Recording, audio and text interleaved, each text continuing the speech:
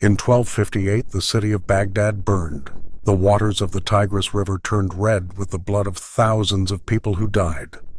The Mongols, led by Hulagu Khan, grandson of the famous Genghis Khan, had just taken over the capital of the Abbasid Caliphate, one of the most important places for culture and learning in human history. Libraries that held hundreds of years of knowledge were destroyed. The House of Wisdom, where scholars from all religions met to talk about philosophy, math, and astronomy, was burned to ashes. The last Abbasid caliph was brutally killed. He was rolled in a carpet and trampled by horses because the Mongols believed it was bad luck to spill royal blood directly on the ground. The Islamic world was in total shock. The city that had been the beating heart of civilization for over 500 years now lay in ruins. But this was not just another Mongol conquest. It was part of a campaign of terror that had started decades earlier on the steppes of Central Asia. The Mongols were not simply conquerors. They were a force of nature, a military machine so efficient and brutal that it seemed unstoppable. They had destroyed thousand-year-old empires, killed entire populations, and created an empire that stretched from the Pacific coast to the borders of Eastern Europe. Cities that dared to resist were completely destroyed. Their populations were massacred to the last man, woman, and child, as a warning to others who would consider challenging Mongol power. The very word Mongol had become the same as unavoidable destruction.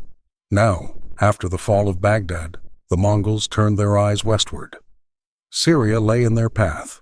Aleppo fell quickly, followed by Damascus. The ancient cities that had witnessed the rise and fall of empires over thousands of years now bowed before the horsemen of the steppes.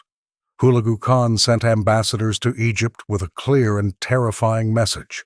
The letter said that the Mamluk Sultan must submit immediately or face the same fate as all those who had dared to resist the Mongols. The message left no room for interpretation. It was either total submission or complete annihilation. If you're enjoying this content, subscribe to the channel and comment below what time you watched this video. Let's continue this incredible story. Egypt, ruled by the Mamluks, was in an extremely delicate position. The Mamluks were a unique military class in history. The word Mamluk literally means slave. But these were no ordinary slaves. They were elite warriors purchased at a young age, usually from regions such as the Caucasus, Anatolia, and the Black Sea steppes. These boys were taken to Egypt, converted to Islam, and put through rigorous military training that lasted years. They learned not only the arts of war, but also received education in administration, politics, and religion.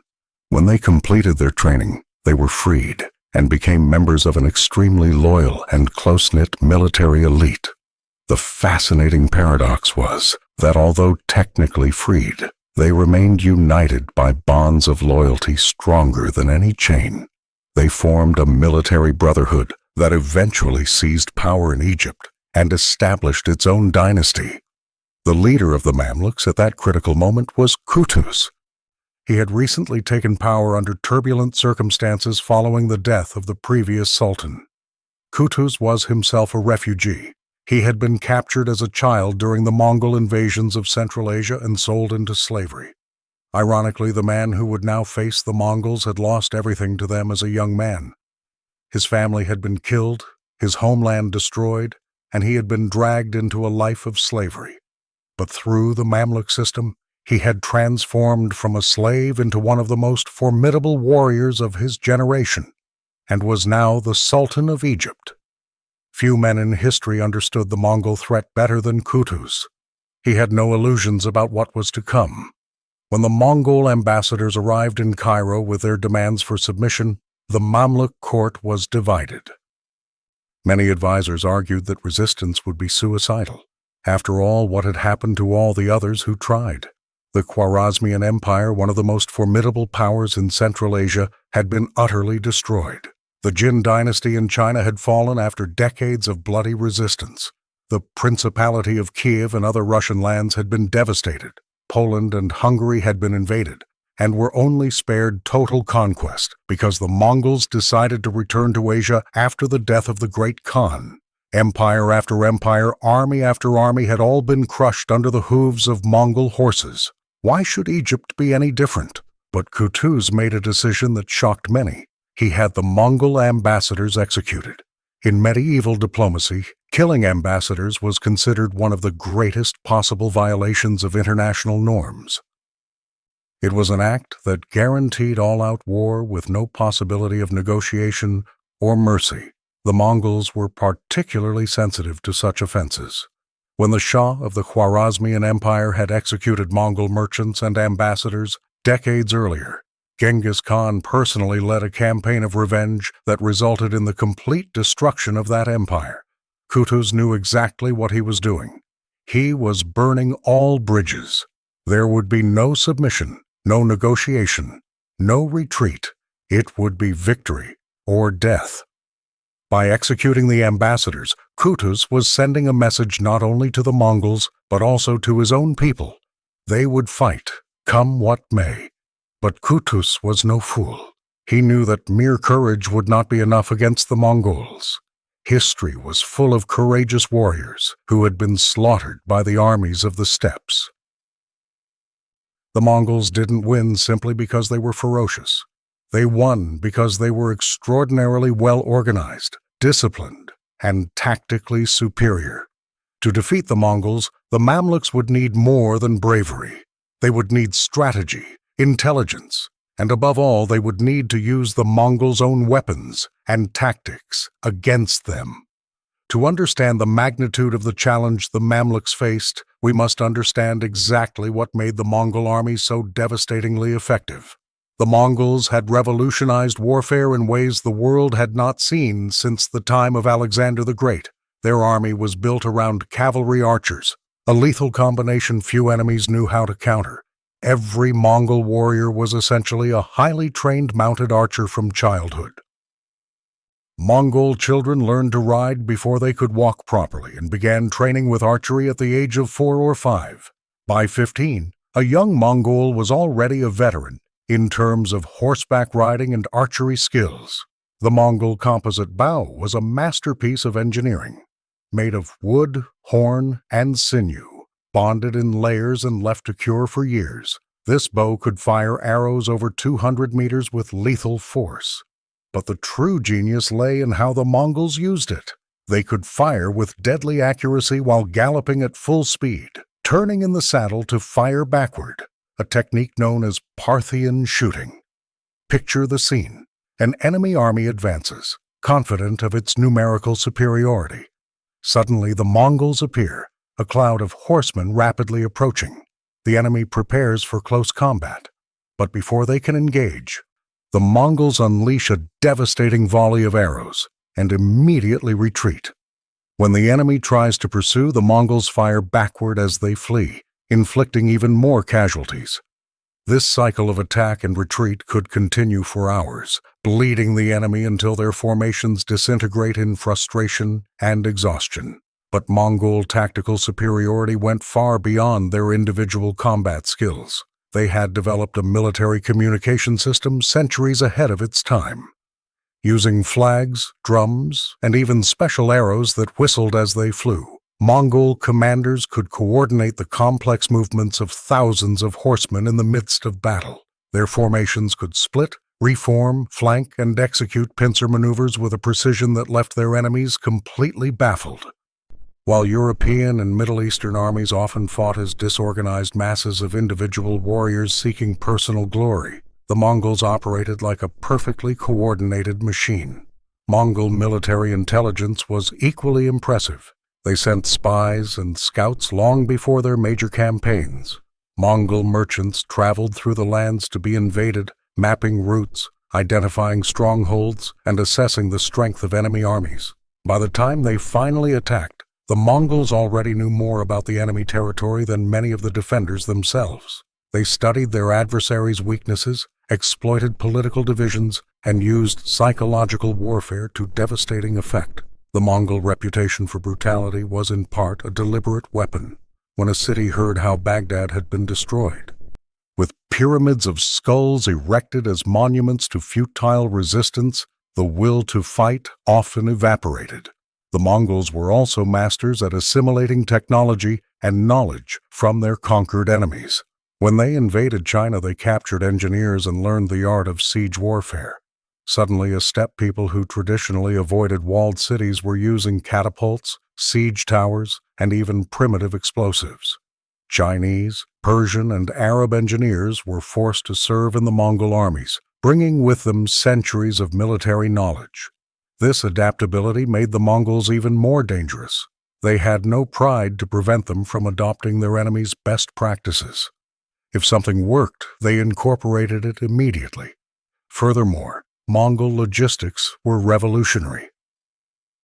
Each Mongol horseman traveled with several spare horses, usually 4 or 5. This meant they could cover enormous distances without tiring their mounts. While traditional armies marched about 15 to 20 kilometers per day, the Mongols could easily cover double or triple that distance. They lived on dairy products, dried meat, and horse blood when necessary, requiring far fewer supplies than conventional armies.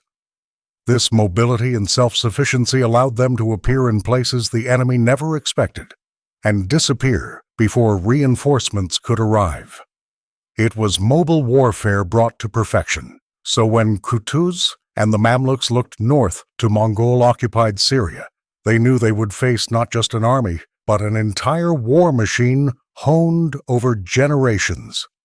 However, the Mamluks had some crucial advantages that other Mongol adversaries lacked. First, they themselves were elite warriors specialized in mounted combat. Unlike feudal European armies or Middle Eastern infantry formations, the Mamluks were professional horsemen who trained constantly. They practiced horse archery, mounted spear and sword combat, and complex cavalry tactics. In terms of individual skill, the Mamluks were far closer to the Mongols than any other army the steppe nomads had faced previously. Second, the Mamluks had something many of the Mongols' adversaries lacked: recent experience in intense combat. They had spent decades fighting in the Crusades against the Crusader states in the Levant. These were no minor conflicts. They were brutal. Prolonged campaigns against heavily armed European knights and fanatical military orders like the Templars and Hospitallers. The Mamluks had learned to face and defeat heavy cavalry, to take fortified castles, and to operate in desert conditions that would kill most other armies. They were battle-tested in ways that forged an extremely competent and adaptable army. Third, and perhaps most importantly, the Mamluks were fighting to defend their own land. For the Mongols, this was yet another campaign in a long series of conquests. For the Mamluks, it was an existential struggle. Losing would mean not only the death of their warriors, but the complete destruction of their state, their families, and everything they had built. This psychological difference should not be underestimated. The Mongols were professional warriors motivated by loyalty, discipline, and the promise of plunder. The Mamluks were fighting for survival. Kutuz immediately began mobilizing his army. He summoned all available Mamluk warriors from across Egypt, but he also made a controversial decision that demonstrated his pragmatic determination. He released one of his political rivals, a Mamluk general named Baibars, who had been forced into exile after political intrigue. Baibars was recognized as one of the most brilliant military commanders of his generation. He had been a key leader in the Mamluk victories against the Crusaders and possessed a profound understanding of tactics and strategy. Kutuz set aside his personal differences and recalled Baibars, offering him a high-level command in the army that would march against the Mongols. It was a gesture from a leader who understood that defeating the Mongols was more important than personal politics. Meanwhile, in the north, Hulagu Khan faced his own challenges. News had arrived from Mongolia about the death of his brother, the great Khan Munka. This triggered a succession crisis in the Mongol Empire. Hulagu, as one of the most powerful princes in the family, had a stake in the dispute. He decided to return to Mongolia with the bulk of his army, leaving only a force of about 20,000 men in Syria, under the command of one of his best generals, Kitbuka. Kitbuka was a veteran of the Mongol Wars and a highly competent commander. He was also a Nestorian Christian, which added an interesting dimension to the conflict, as some local Christians in Syria initially saw the Mongols as potential allies against the Muslims. 20,000 Mongol horsemen were still a formidable force, but significantly smaller than the more than 100,000 Hulagu had commanded in the conquest of Baghdad. More importantly, it meant the Mamluks would not be facing the full force of the Mongol Empire, but rather an expeditionary force. The odds still favored the Mongols based on their reputation and track record, but the margin had narrowed considerably. Qutuz assembled some 20,000 Mamluk warriors, with perhaps another 10,000 auxiliaries from Bedouin Arab tribes who had joined the cause. The numbers were roughly even, a rarity in Mongol engagements where they often prevailed despite being outnumbered. In the summer of 1260, the Mamluk army marched out of Egypt and into Sinai. The march itself was a formidable logistical challenge. Crossing the Sinai Desert with an army of 30,000 men and tens of thousands of horses required careful planning. Water wells needed to be identified and protected. Supplies needed to be transported through arid terrain. But the Mamluks were veterans of desert operations, and the march proceeded in an organized manner. When they reached Palestine, Qutuz made a crucial strategic decision. Instead of advancing directly into Mongol-held territory in Syria, he sought a battlefield that favored his tactics. He chose a valley called ʿAin Jalut, meaning Spring of Goliath, a biblically resonant name located near the modern city of Nazareth. The valley had specific geographic features that Qutuz planned to exploit.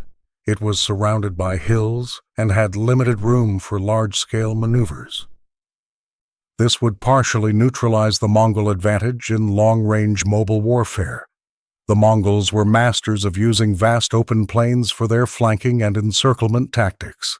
In more confined terrain, their options would be more limited.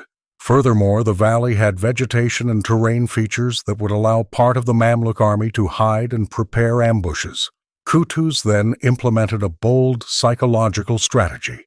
He sent a smaller advance force commanded by Baibars to provoke the Mongols and lure them into the valley. This was an extraordinarily risky move. If the Mongols suspected a trap, they could simply refuse battle on disadvantageous terrain. Worse, if Baibars' force were annihilated before they could retreat into the trap, the plan would fall apart. But Qutuz bet correctly on Mongol confidence. Kitbuka, upon hearing that a Mamluk army had entered Syria, immediately mobilized his forces to intercept them. The Mongols had never lost a major pitched battle. They had no reason to fear the Mamluks, who were just another enemy in a long line of defeated adversaries. Early in the morning of September 3, 1260, Baibars' advanced forces encountered the Mongols near ʿAin Jalut.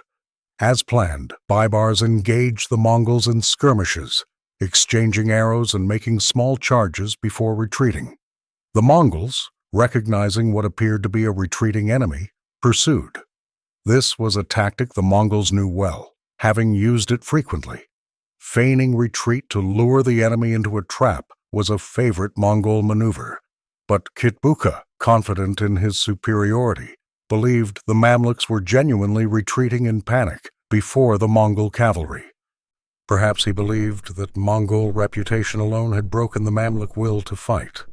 Or perhaps he simply underestimated his adversaries, as so many others had done before their defeat by the Mongols.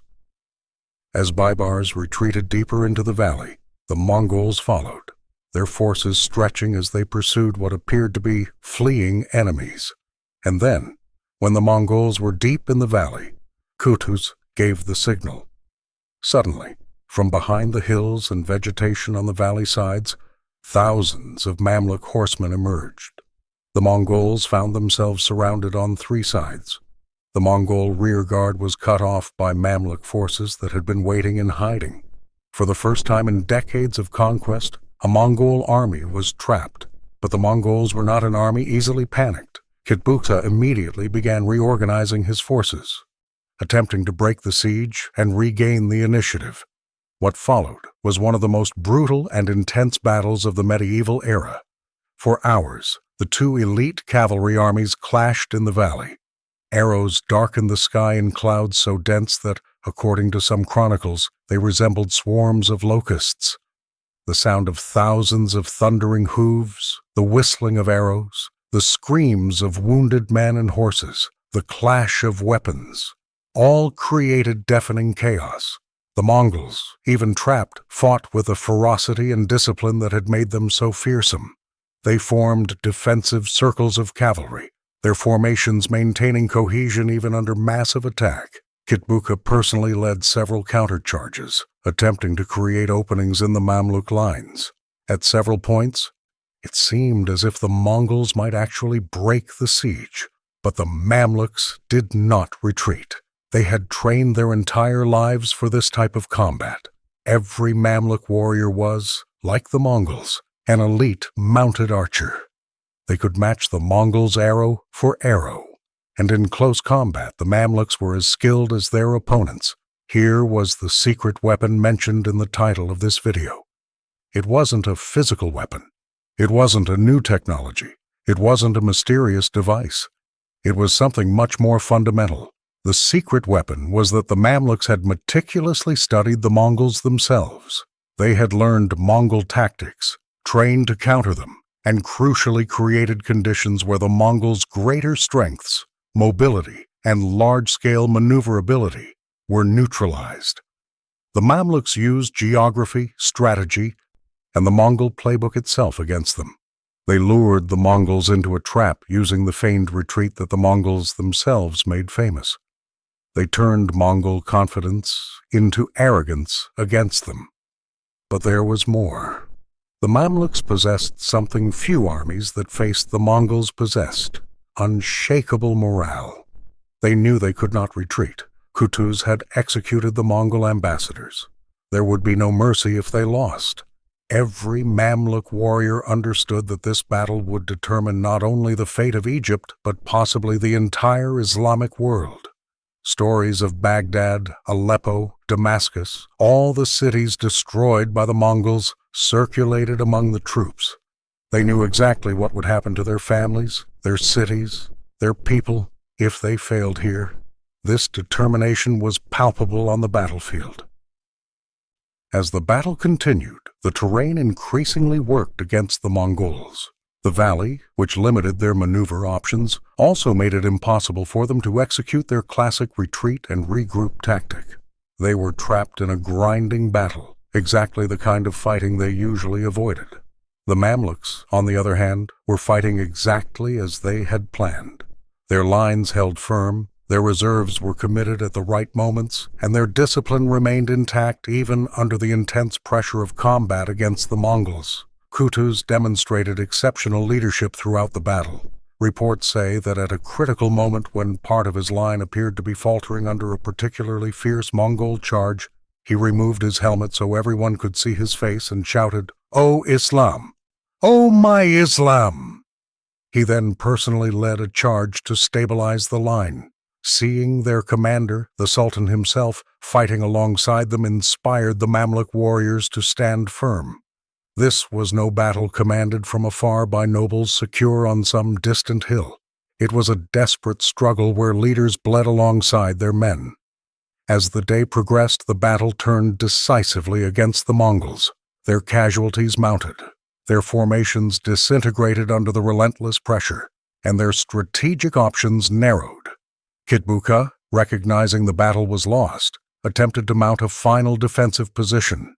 According to some sources, when offered surrender, he scornfully refused, saying he would rather die than surrender.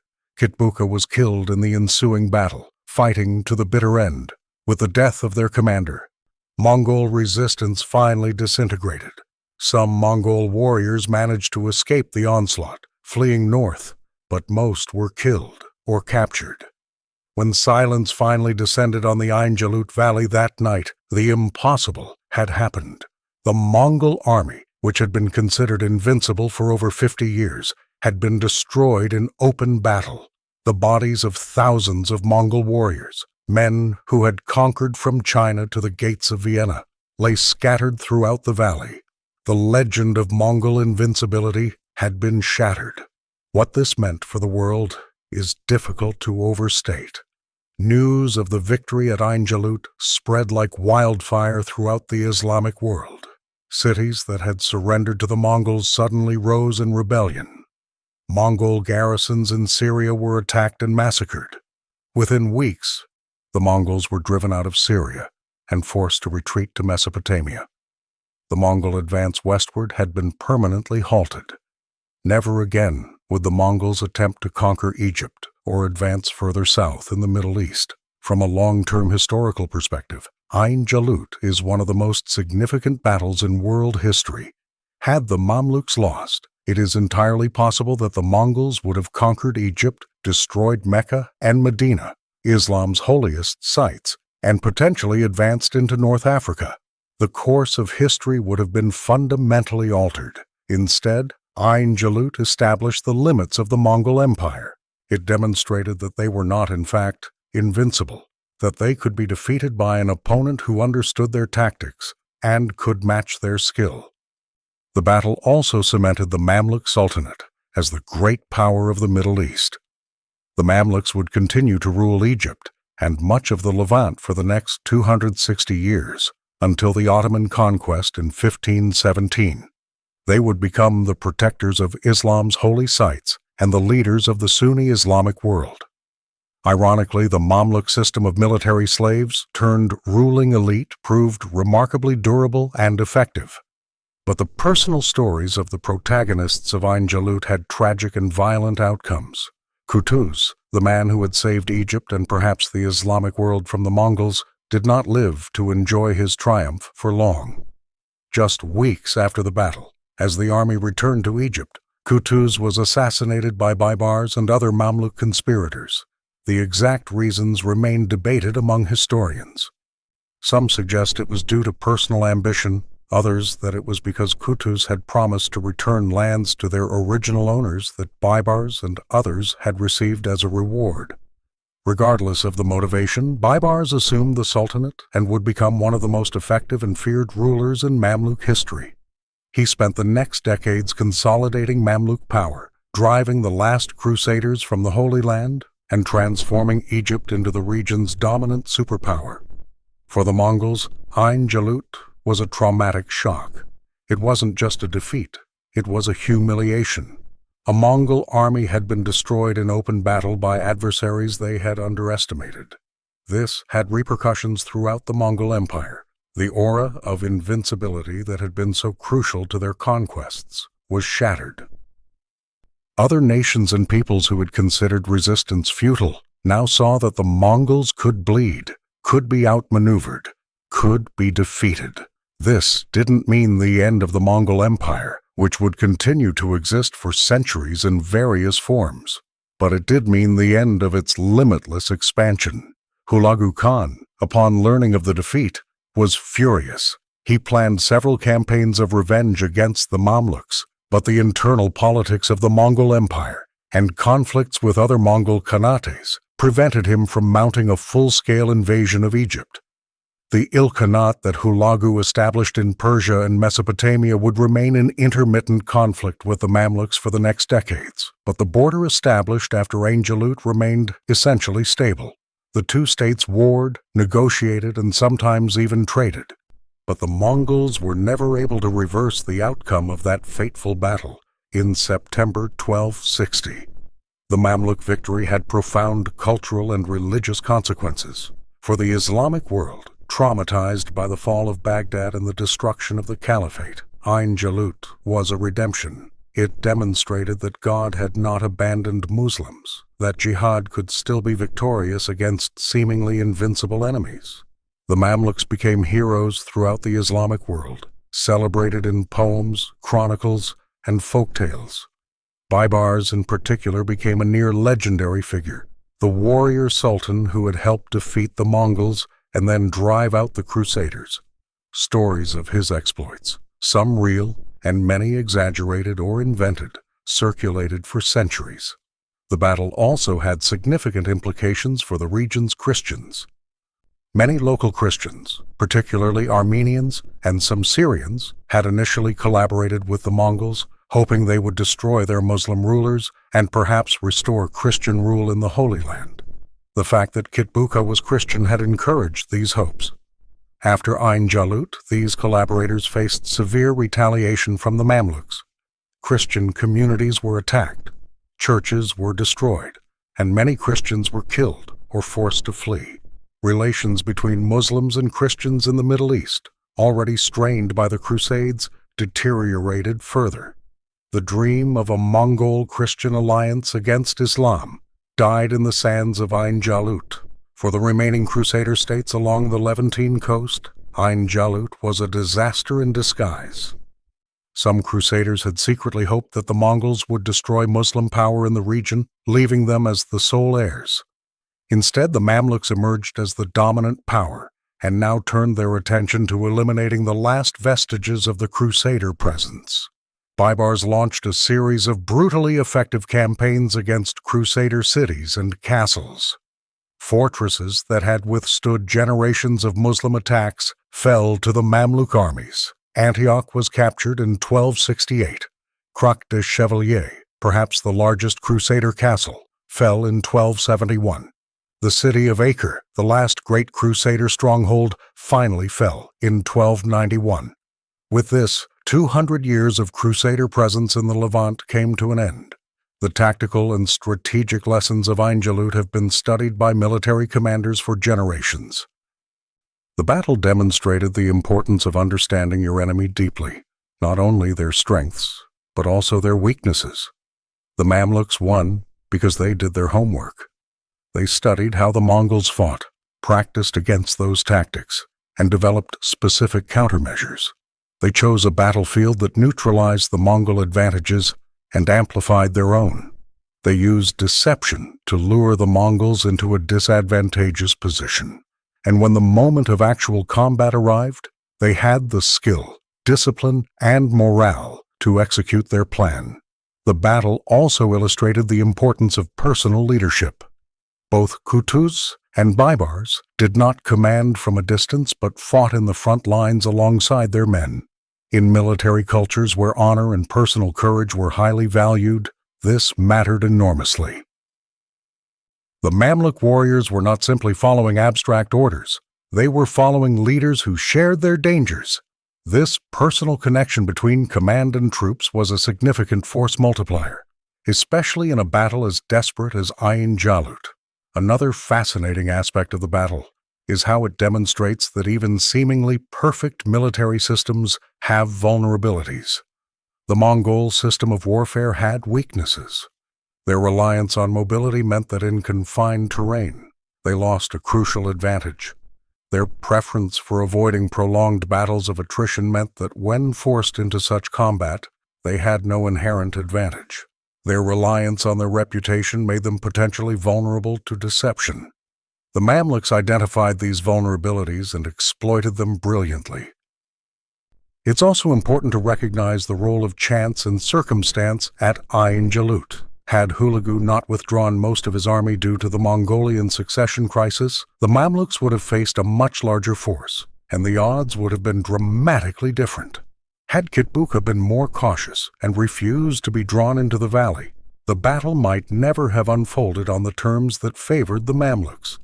Had any of the many small tactical decisions during the battle been different, the outcome might have changed.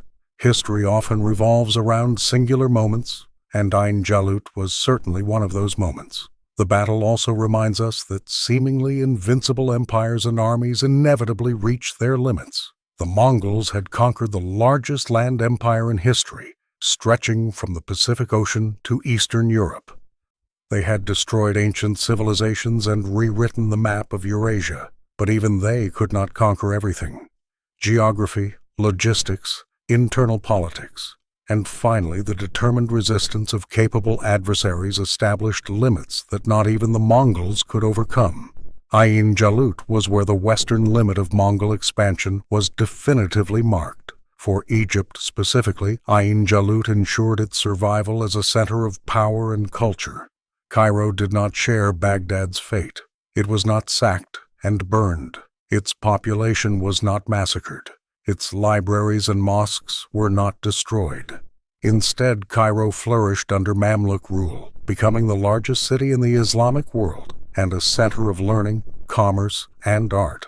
The magnificent mosques and madrasas that still adorn Cairo today are largely Mamluk legacies, built with the wealth and stability that Ain Jalut helped ensure.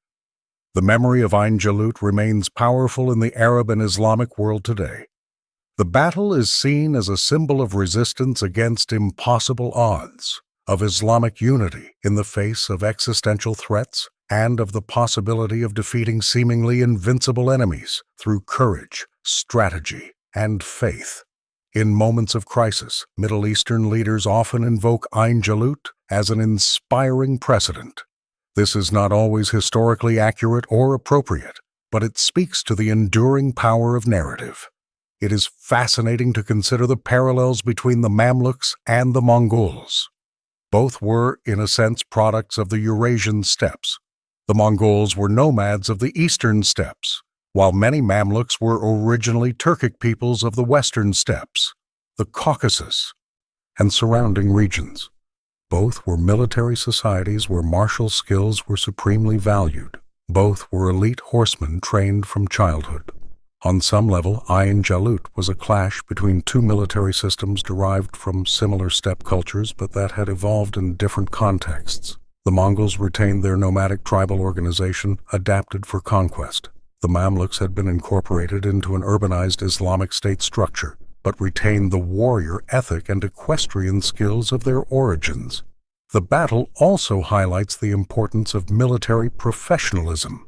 Both the Mamluks and Mongols were professional warriors in an era dominated by feudal levies and urban militias. They trained constantly, maintained strict discipline, and were organized into efficient command structures. This professionalism gave both sides enormous advantages over more amateur armies. When two such highly skilled professional armies clashed at Ain Jalut, the outcome was determined by strategy, leadership, and the specific circumstances of the battle, not by any overwhelming advantage on one side. We must also consider the human cost of Ain Jalut. Thousands of men died in that valley in a single day. Each of these men had stories, families, hopes, and dreams. The Mongol warriors who died had traveled thousands of miles from their steppe homes, crossed deserts and mountains, conquered cities and empires, only to fall in a valley in Palestine. The Mamluk warriors who died had been torn from their homelands as children, trained for years for this moment, and given their lives to protect their adopted homeland. Behind the grand narratives of empires and civilizational destinies lay thousands of individual tragedies. The battle also had consequences for the development of military technology. The Mamluks had demonstrated that highly trained cavalry archers could beat the Mongols at their own game. This validated continued investment in elite cavalry in the Middle East. However, ironically, within a few centuries, firearms would begin to fundamentally change the nature of warfare, eventually rendering even the best mounted archers obsolete. The Ottomans, who finally conquered the Mamluk Sultanate in 1517, won in part because they embraced gunpowder weapons, while the Mamluks continued to rely on their traditional cavalry tactics. The lesson of Ain Jalut about adapting and learning from enemies seemed to have been forgotten by the descendants of the victors. The geography of Ain Jalut today is a stark contrast to the bloody events of 1260. The valley still exists, now part of Israel near the city of Afula. It is peaceful farmland, plantations and fields where Mongol and Mamluk horsemen once clashed in mortal combat. There is no grand monument marking the site, no preserved battlefield like there is for Waterloo or Gettysburg. To most people who live or pass through the area, it is just another patch of northern Israel. But beneath that tranquil land lie the remains of thousands of warriors. And on that soil, the fate of civilizations was determined. The chronicles and historical sources about Ain Jalut come primarily from Arabic and Persian writers, as the Mongols of the time left no detailed written accounts of their own perspectives on the battle. This means that our understanding of the battle is filtered through the eyes of the victors and their historians.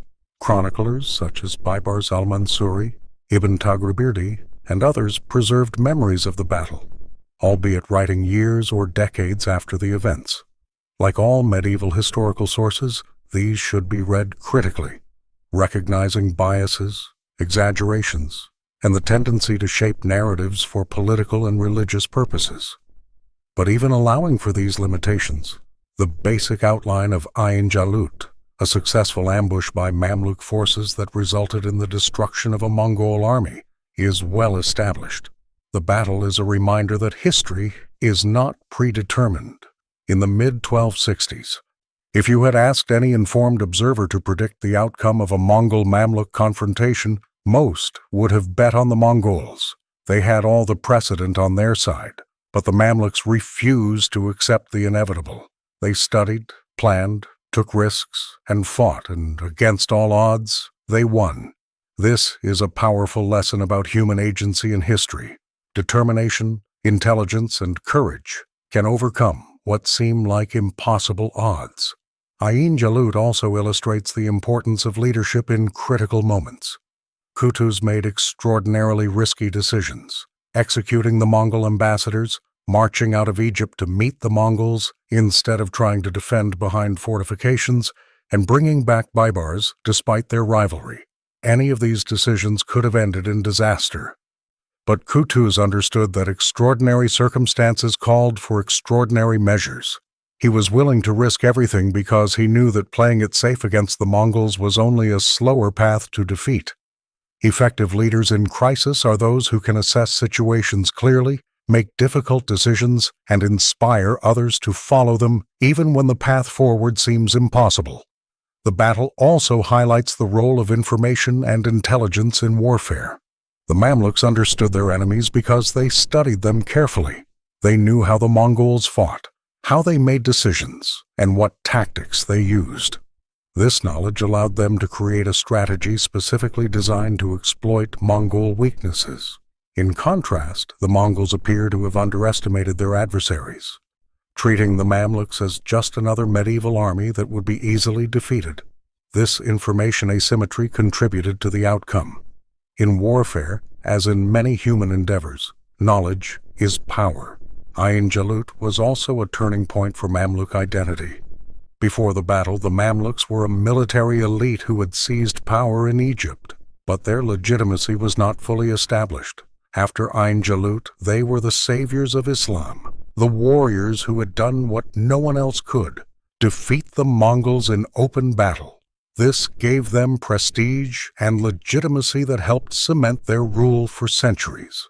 Dramatic military victories have a way of conferring political legitimacy, regardless of how the regime initially came to power.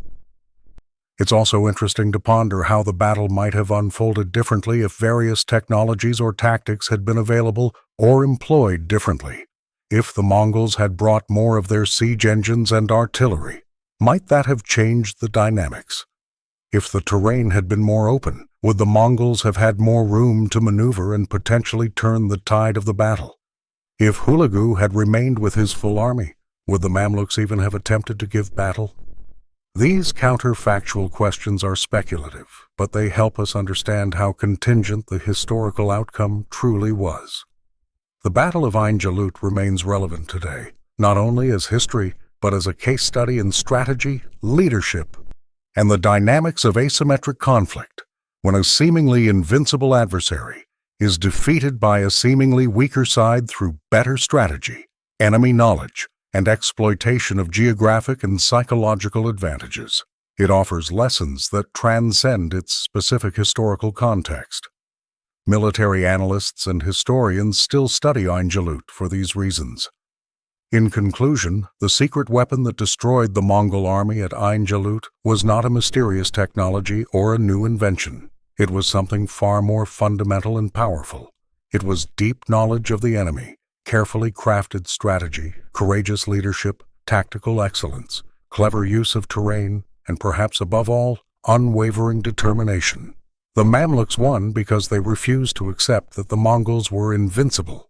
They studied their adversaries, identified weaknesses, devised a plan to exploit those weaknesses, and executed that plan with exceptional skill and courage. The battle changed the course of history.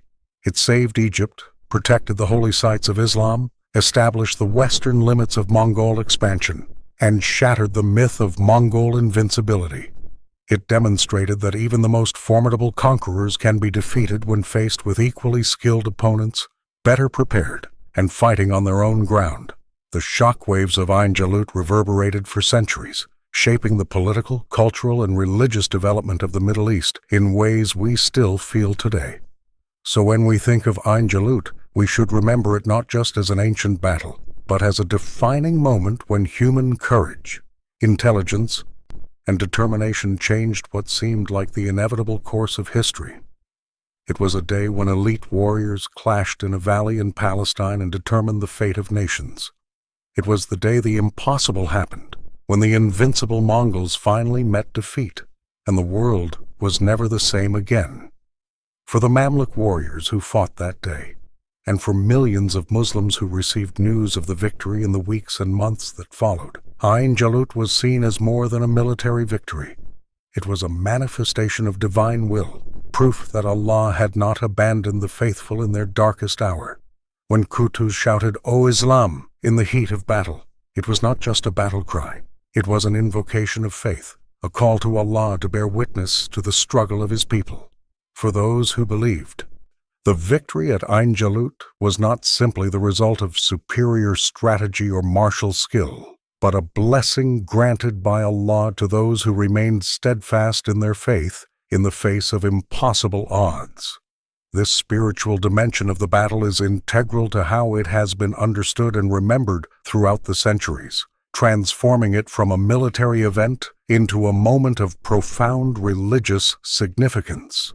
May each of us, regardless of our beliefs, find inspiration in the courage of those who faced the impossible, trusting in their deepest convictions and the providence of Allah as they understood it, and prevailed against all odds.